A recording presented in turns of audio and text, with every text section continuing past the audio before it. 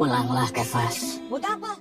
Di awal film kita diperlihatkan seorang pria bernama Kefas yang saat itu tengah bermain bersama adiknya di salah satu taman. Namun tak lama ayah mereka datang memberikan radio dan seketika menghilang tanpa jejak.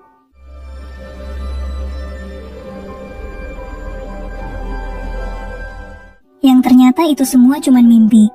Setelah terbangun dari tidurnya, istri Kefas yang bernama Rania meminta untuk turun ke bawah karena sebentar lagi acara ulang tahun anak mereka yang ke-10 tahun akan dimulai. Namanya adalah Abigail.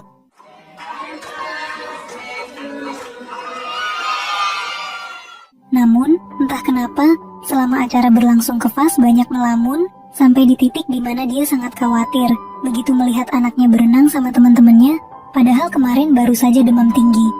Melihat hal itu, Rania berusaha menenangkan suaminya dan meminta agar membiarkan anaknya bersenang-senang. Akan tetapi, dia masih saja keras kepala. Seakan-akan Kefas ini memiliki trauma berat di masa lalu. Kalau dia sakit lagi gimana? Exactly, dia udah sembuh, Kev. Malam harinya, babysitter di rumah membangunkan Kefas untuk memberitahu jika Abigail demam tinggi lagi. Tanpa berlama-lama, dia pun membawa paksa anaknya ke rumah sakit terdekat tanpa mendengarkan perkataan dari istrinya, padahal dia sudah memberikan obat penurun panas.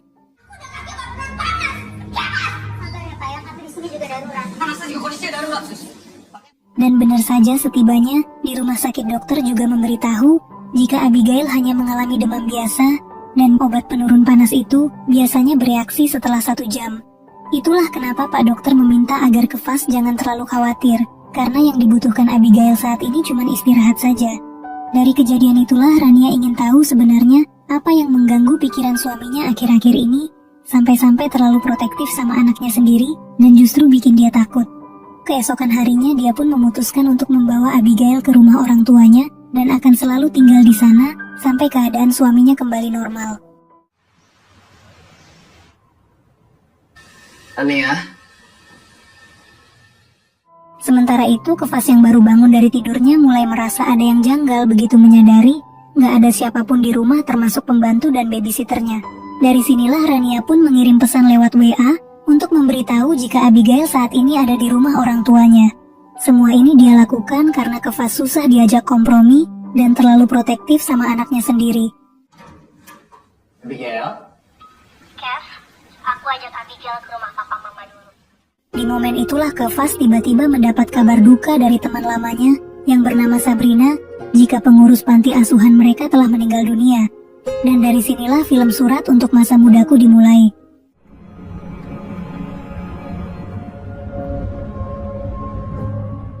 Singkat cerita, Kefas pun memutuskan untuk berangkat ke Sukabumi, atau lebih tepatnya ke tempat panti asuhan Pelita Kasih.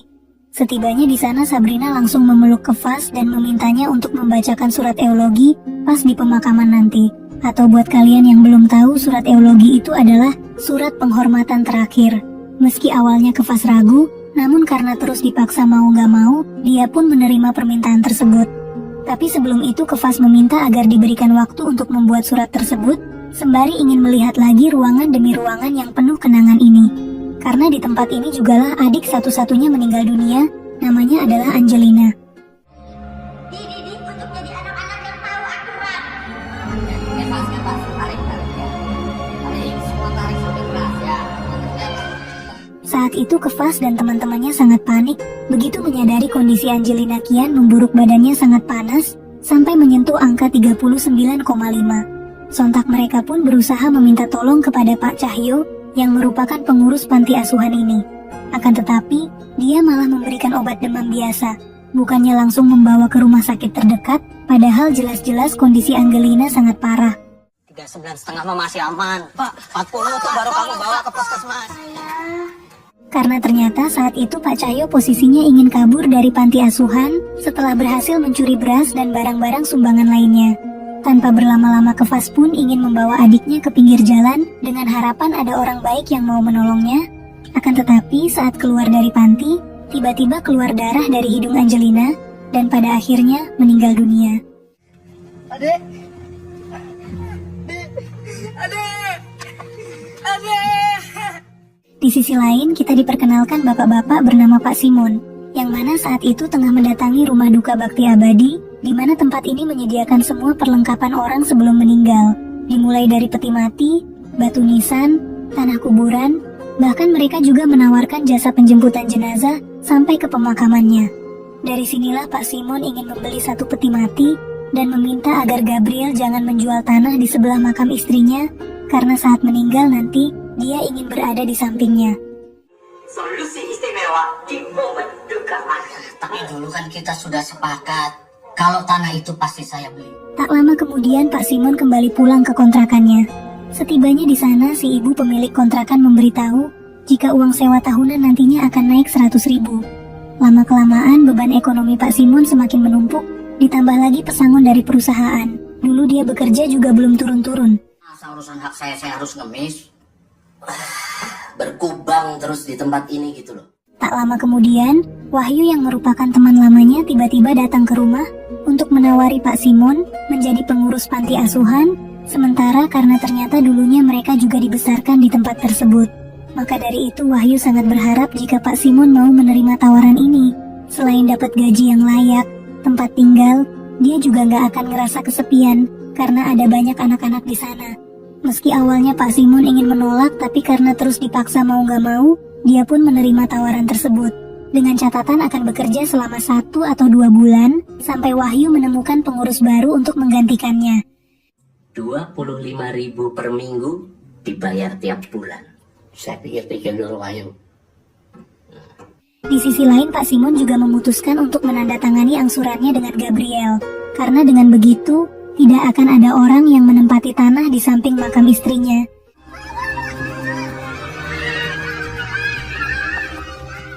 Kita kembali lagi ke panti asuhan, di mana saat itu anak-anak tengah asik bermain bola, dan Joy nggak sengaja menendang bolanya itu ke arah jendela rumah Pak Yahya, yang kebetulan posisinya tepat di samping panti asuhan. Sontak mereka pun yang ketakutan langsung melarikan diri, sampai akhirnya Pak Wahyu datang dan meminta anak-anak untuk meminta maaf. Karena ternyata kejadian ini bukan pertama kalinya mereka memecahkan kaca rumah Pak Yahya. Sementara itu Kefas sendiri juga berubah menjadi anak yang nakal, tepatnya setelah kehilangan adik tercintanya.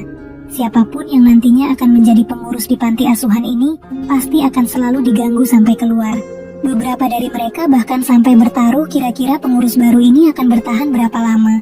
Bakal gue bikin dia betah di sini. Kefas, cepat duduk. Ini yang satu ini biang kerok. Tak lama kemudian Pak Wahyu pun memperkenalkan Pak Simon kepada anak-anak selaku pengurus panti asuhan yang baru. Dia meminta agar mereka jangan nakal dan harus bersikap baik, terutama Kefas yang dikenal biang keladinya.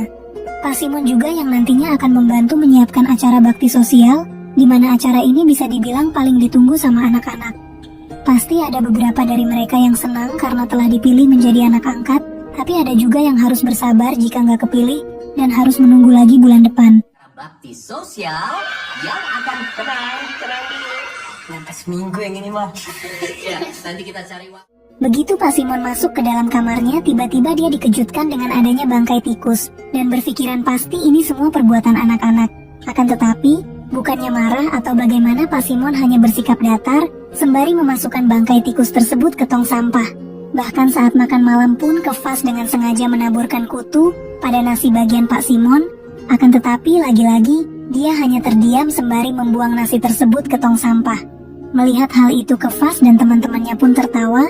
Mereka berpikiran jika semua pengurus itu sama saja, gak punya hati dan mempunyai niat terselubung kayak Pak Cahyo.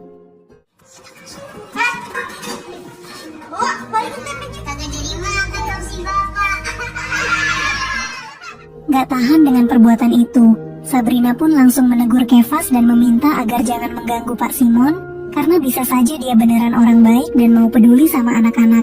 Akan tetapi, Kefas masih saja keras kepala dan berniat akan menjahili Pak Simon lagi. Kalau nggak bisa diatur, tinggal aja di jalanan. Biarin aja, orang semua maling. Di pagi harinya, semua anak panti asuhan berangkat sekolah termasuk Kefas yang saat ini masih duduk di bangku SMP. Namun di tengah jam pelajaran terjadi sebuah keributan, yang mana ternyata Kefas lagi-lagi membuat onar dengan mengencingi buku salah satu murid yang menghinanya. Dari kejadian itulah Kefas langsung dibawa ke ruangan kepala sekolah, dan akan diberikan hukuman membersihkan kamar mandi selama 1 bulan ke depan. Bahkan Pak Simon yang merupakan walinya juga kena semprot, di mana dia diminta untuk lebih mendisiplinkan lagi anak-anak asuhnya. Kamu saya hukum untuk membersihkan semua WC anak laki-laki setiap. Baik, Pak. Saya akan mendisiplinkan anak ini. Bukannya menyesali perbuatan itu lagi-lagi ke Fas, malah sengaja membuat onar dengan menghancurkan kaca rumah Pak Yahya. Melihat hal itu, anak-anak yang ketakutan langsung melarikan diri berbeda dengan Kefas yang hanya diam, seakan-akan ingin menantangnya. Tanpa berlama-lama, Pak Yahya pun mendatangi pesantren untuk meminta Pak Simon lebih tegas kepada Kefas, karena dia sudah capek, harus bolak-balik ganti kaca tiap minggunya. Makanya Pak Yahya ingin Kefas meminta maaf dan bertanggung jawab atas perbuatannya. Akan tetapi, Pak Simon hanya terdiam, sembari memberikan uang ganti rugi untuk membeli kaca yang baru. Untuk pertama kalinya, Joy ngerasa pengurus panti asuhan kali ini sangat keren begitu, melihat Pak Yahya yang dikenal galak dibuat nggak berkutik. Itu anak yang nantangin saya itu, dia yang harus tanggung jawab. Berapa, Pak? 30.000. Sudah seminggu lamanya Pak Simon berada di panti asuhan, dan belum ada satupun rencana Kefas yang berhasil untuk mengusir pria tersebut. Malam harinya Sabrina memarahi Kefas mengatainya dengan sebutan anak, gak tahu malu, karena apa yang dilakukan Kefas itu jelas-jelas merugikan mereka semua. Yang pertama, mereka bisa kehilangan pengurus lagi. Dan yang kedua, uang ganti rugi itu bukan uang pribadi Pak Simon, melainkan uang kas panti asuhan. Kenapa Pak Simon langsung gantiin kaca Pak Yahya? Lo gak usah sok peduli ya. Gak usah sok jadi pahlawan. Dari perkataan itulah Joy mulai berpikiran, apa jangan-jangan Pak Simon itu beneran orang baik? Meski sudah dijahili berkali-kali, tapi dia nggak pernah marah sekalipun, dan justru takut malah Kefas yang dikeluarin dari pesantren ini. Tak lama kemudian, Pak Wahyu selaku pengurus yayasan memberitahu jika acara bakti sosial akan diadakan sebentar lagi, lebih tepatnya 1 bulan dari sekarang. Ia berharap mudah-mudahan banyak di antara mereka yang beruntung mendapatkan keluarga baru, dan nanti Pak Simon akan menjadi penanggung jawabnya, sementara Pak Wahyu sendiri nggak bisa hadir, karena ada acara di Jakarta. Pasti gue bakal bikin dia cepet-cepet pergi dari sini. Pasti. Itu di belakang siapa yang berisik, Joy? Kamu... Setelah pertemuan itu, Kefas kembali masuk ke dalam kamarnya, dan tak sengaja melihat Pak Simon tengah memasukkan beras ke dalam mobil. Melihat hal itu, dia hanya tersenyum, yang artinya dugaannya selama ini memang benar, jika semua pengurus baru itu sama saja. Sementara itu, anak-anak yang lain masih berdiskusi, mau nyanyiin lagu apa pas di acara bakti sosial. Karena mereka nggak mau kayak acara sebelumnya, yang mana dari sekian banyaknya anak-anak cuma 1 orang doang yang diadopsi. Melihat hal itu, Sabrina pun ingin menanyakan langsung ke Pak Simon. Namun entah kenapa, setelah dipanggil-panggil nggak ada jawaban apapun dari beliau. Pembagian tugas untuk bakti sosial. Pak, Tapi meski begitu, Sabrina berinisiatif membuat tugas kelompok untuk acara bakti sosial. Nanti ada yang kebagian bersihin kamar mandi, nyapu halaman depan, ngepel lantai, dekorasi, termasuk lagu yang nantinya akan mereka nyanyin. Tapi dari sekian banyak anak-anak cuman Kefas yang gak diberikan tugas apapun, karena Sabrina tahu dia anaknya emang susah diatur. Malam harinya mereka pun mulai latihan nyanyi. Namun di tengah latihan itu Sabrina merasa suara Boni sangat fales, dan memutuskan untuk mengeluarkan dari paduan suara. Akan tetapi Kefas gak setuju, sehingga keributan di antara mereka kembali terjadi, di mana Kefas mengatainya gak punya hati, sok tahu, nyebelin. Itulah kenapa selama 10 tahun ini gak ada orang yang mau mengadopsi Sabrina. udah Boni gak usah ikut nyanyi. Kumat kami aja, suaranya gak enak didengar. Nyebelin sih. Makanya gak mau adopsi lo. Mendengar perkataan itu Sabrina sakit hati, dan langsung masuk ke dalam kamarnya. Padahal dari semua anak-anak di panti asuhan, dialah sosok yang paling dewasa. Ya, Pak. Siang ini saya usahakan ke sana. Mereka udah datang. Ayo Boni, siap-siap. Singkat cerita, acara bakti sosial pun dimulai. Pak Simon selaku pengurus panti asuhan langsung menyambut kedatangan mereka, sembari ingin mempersembahkan paduan suara pelita kasih. Namun, di tengah-tengah acara entah kenapa Pak Simon malah menitipkan acaranya kepada Sabrina dan pergi begitu saja tanpa memberitahu alasan lebih detail. Yang mana ternyata siang itu dia mendatangi Gabriel di kantornya untuk melunasi peti mati dan tanah yang posisinya dekat makam istrinya.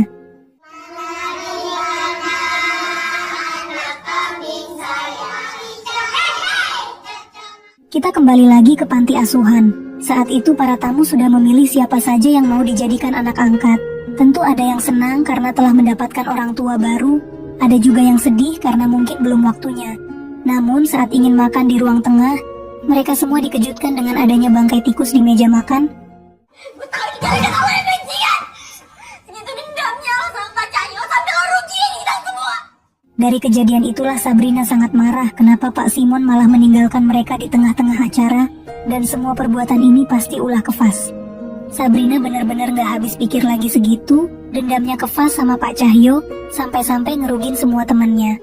Ada acara seperti gini tapi kita semua malah ditinggal. Lihat semuanya mau berantakan.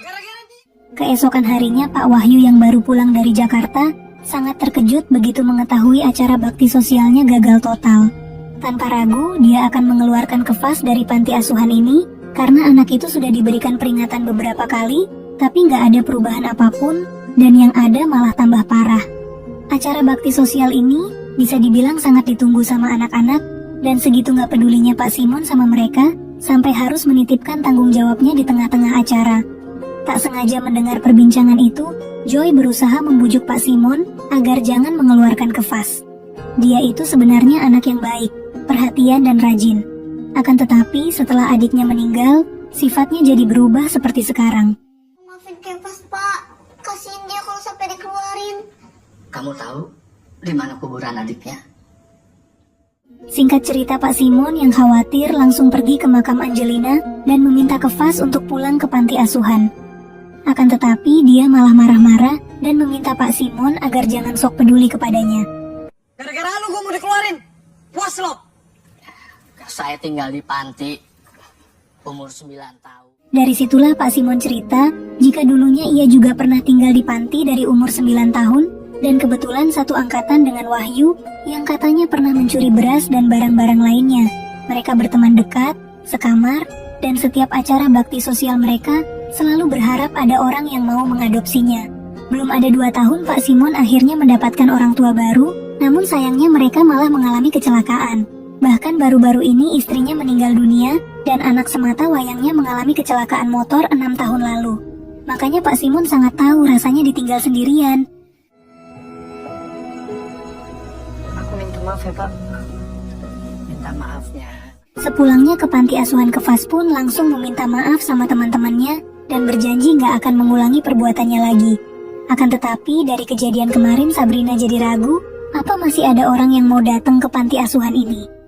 Karena masih ada yang mau datang lagi ke sini setelah kejadian kemarin. Kok nasinya bersih? Nah, fotonya kemana? Saat ingin makan, mereka juga baru tahu kalau ternyata beras yang dibawa Pak Simon itu bukan untuk dijual, melainkan ingin dibersihkan kutu-kutu yang ada di dalamnya. Keesokan harinya, Pak Simon berusaha membujuk Wahyu agar tidak mengeluarkan Kefas dari panti. Gimana pun juga dia udah gak punya siapa-siapa lagi dan berjanji akan terus mengawasinya. Mendengar hal itu, Wahyu akan memberikan satu kesempatan lagi untuk Kefas asalkan Pak Simon mau menjadi pengurus panti ini. Bukan cuma 1 atau 2 bulan. Akan tetapi, dia masih saja menolak. Gue kira dia jahat. Mulai sekarang kita harus baik sama Pak Simon. Ya nggak sih? Tak lama kemudian anak-anak dikumpulkan di salah satu ruangan di mana Pak Wahyu memberikan pengumuman penting bahwa acara bakti sosial berikutnya akan ada sekitar 5 bulan lagi. Akan tetapi setelah mendengar permintaan dari Pak Simon, pada akhirnya dia pun memutuskan untuk mengadakan acara bakti sosial bulan ini. Mendengar hal itu, anak-anak pun terlihat sangat senang dan sangat berterima kasih kepada Pak Simon. Tanpa mereka sadari, jika acara ini jugalah yang nantinya akan menjadi pertemuan terakhirnya.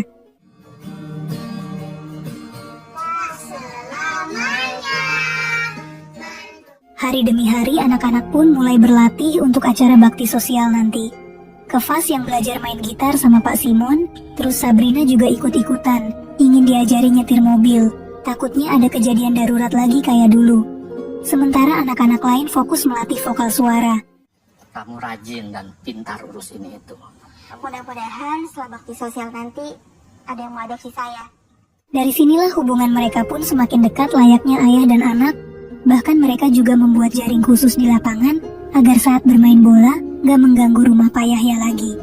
Keesokan harinya Pak Simon memberikan radio milik Kefas yang kemarin gak sengaja ditemuin di tempat sampah.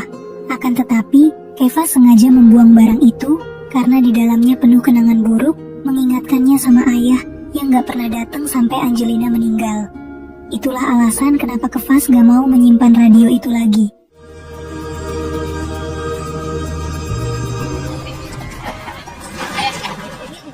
Siang harinya Pak Simon mendatangi rumah bakti abadi untuk meminta Gabriel agar menjemput ke alamat yang diberikan, karena di tempat itulah rencananya Pak Simon akan mengakhiri hidupnya sendiri. Meski awalnya Gabriel sempat menolak, tapi karena terus dipaksa mau gak mau, dia pun menerima permintaan tersebut. Saya pasti kasih lebih. Pak Gabriel tinggal jemput saya aja. Singkat cerita, acara bakti sosial akhirnya dimulai. Seperti biasa, Pak Simon selaku pengurus panti langsung memberikan sambutan kepada para tamu. Ia mengatakan sangat beruntung bisa mengenal anak-anak dan mereka semua memiliki potensi yang belum tergali. Siapa tahu di antara bapak dan ibu menjadi orang yang beruntung karena mampu membimbing mereka untuk menggali potensi-potensi tersebut. Setelah sambutan itulah barulah dia mempersembahkan paduan suara dari anak-anak panti asuhan Pelita Kasih.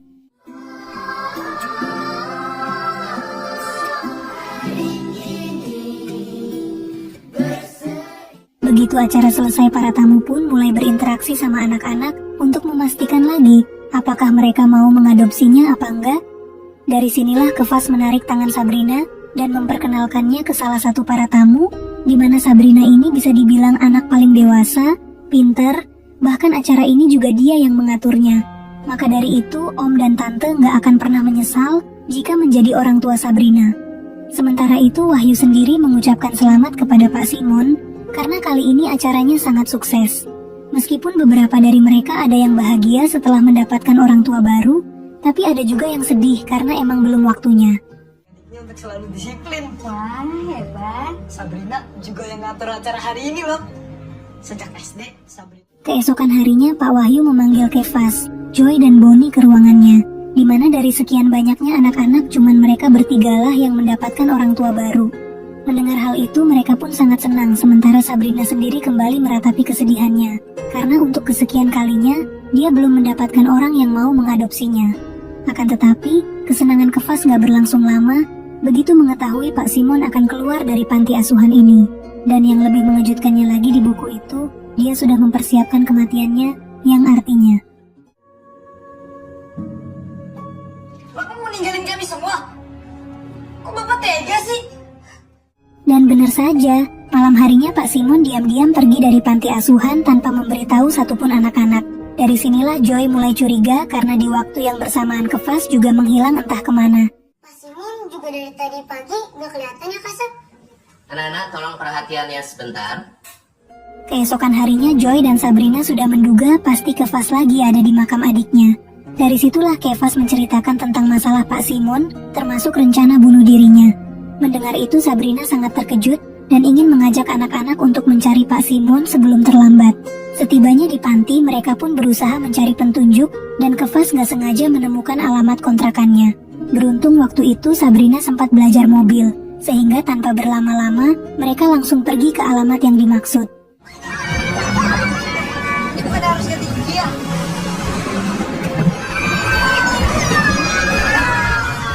Setibanya di sana, ibu pemilik kontrakan memberitahu jika Pak Simon sudah meninggalkan tempat ini beberapa hari yang lalu. Namun, seketika Sabrina mendapatkan ide bagaimana kalau mereka mendatangi satu persatu rumah duka di sekitaran sini, karena salah satu dari mereka pasti menjual tanah makam ke Pak Simon. Sementara itu, Gabriel sendiri yang mendapat amanah untuk membawa jenazah langsung berangkat ke TKP, dan secara kebetulan berpapasan dengan Sabrina, Kevas, dan teman-teman lainnya.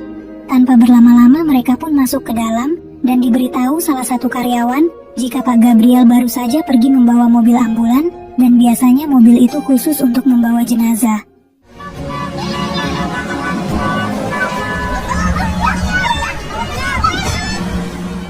Setelah balap-balapan layaknya Fast and Furious, Sabrina dengan mobil ugal-ugalannya berhasil mengikuti Pak Gabriel dari belakang.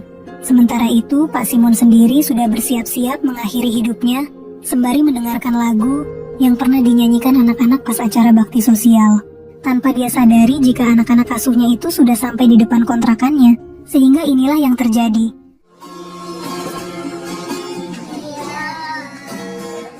Pak Simon Pak Simon sangat terharu dan sekarang dia baru sadar jika hidupnya nggak sendirian lagi, karena masih ada mereka yang sudah dianggap layaknya anak sendiri. Singkat cerita, keadaan pun sudah kembali normal, yang mana kebetulan hari itu merupakan hari Kefas dijemput sama orang tua barunya. Namun sebelum pergi Pak Simon sempat cerita, jika kemarin-kemarin itu masih belum menerima keadaan setelah ditinggal anak dan istrinya. Bukannya berserah, tapi malah menyerah. Daripada berlarut-larut dalam kesedihan, lebih baik mensyukuri sisa umur yang ada dengan anak-anak di panti asuhan. Tak lupa Kefas juga berpamitan sama teman-temannya sembari mendoakan, semoga mereka segera mendapatkan orang tua yang baru.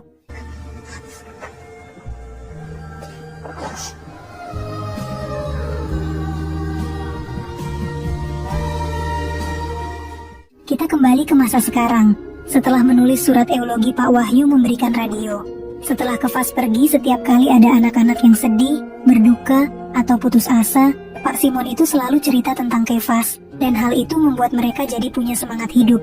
Tak hanya Kefas, beberapa teman seangkatannya juga datang ke acara pemakaman almarhum Pak Simon. Ada Desi, Romi, Boni, dan juga Joy. Di momen itulah Kefas membacakan eulogi yang berjudul Surat untuk Masa Mudaku. Aku ingin bersyukur pada diriku yang berumur 12 tahun. Di usia itu Kefas dan adiknya ditinggal di panti asuhan dengan janji ayah akan kembali. Meski Kefas tahu janji itu tidak akan ditepati, tetapi dia terus menunggu dan berharap.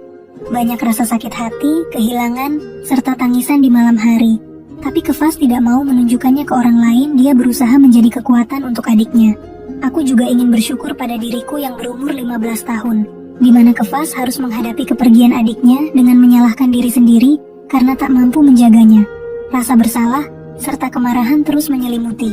Namun Kefas bangga karena di tengah kegelapan, dia memilih untuk bangkit dan melawan keputusasaan meski itu tidak mudah. Setelah kejadian itu Kefas sangat bersyukur bisa bertemu Pak Simon. Ternyata rasa ketakutan akan kehilangan orang yang dicintai masih ada sampai saat ini. Di hari kehilangan ini juga, justru mengingatkan Kefas bahwa apa yang dialaminya di masa lalu menjadi kekuatan untuk hari ini, yaitu kekuatan untuk bersyukur dan menerima kehilangan dengan hati yang lapang. Simon selalu ingat kamu. Simon selalu cerita tentang Kefas. Setelah acara pemakaman itu Kefas dan teman-temannya pun kembali reunian, di mana mereka saling cerita satu sama lain, yang mana sekarang Sabrina menjadi pengurus yayasan menggantikan Pak Wahyu, bahkan Romi yang dulunya dikenal pemalu ingin daftar caleg. Asal jangan suap-suap nantinya. Enggak dong, Kak. Rambutnya kayak gini. Tak lama kemudian, Kefas meminta maaf sama istri dan juga anaknya, karena akhir-akhir ini sudah bikin mereka nggak nyaman. Ada sesuatu yang mengganggu pikirannya, jadi bingung sendiri, dan ujung-ujungnya malah nyakitin. Akan tetapi, Kefas sekarang sudah menemukan apa pemicunya, dan ingin menceritakan semua, jika Rania mau datang ke tempat ini bersama dengan Abigail. Itulah dia teman-teman akhir dari cerita. Terima kasih sudah menonton video ini sampai akhir. Jangan lupa di like, komen, dan subscribe agar kalian gak ketinggalan kisah-kisah menarik lainnya. Jangan lupa like, comment, and subscribe. Terima kasih.